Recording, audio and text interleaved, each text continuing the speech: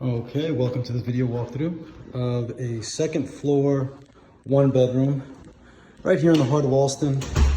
Super short walk to Packards Corner, Harvard Avenue, tons of amenities, restaurants, cafes, close by within walking distance. So it opens up directly into this spacious, well, good sized living room. We have a closet, good sized closet, goes in pretty deep. All right. And then we have a kitchen off to the side, electric stove, some cabinets, shelves, a little bit of counter space, sink, fridge, some more cabinets up top, as you can see. All right, and the windows are facing the side of the building. All right, so you're getting a little bit of ambient light into the bedroom. So you got some more hardwood floors, as you can see, they're throughout.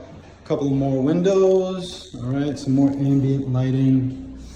And we have some closets, all right, good sized closets right over here. Okay, and then we have a linen closet right here, some shelves, and we have your bathroom with your basics, toilet, sink, vanity, standing shower tub combo over here. Heat and hot water are included. There's laundry, coin operated, I believe, on site.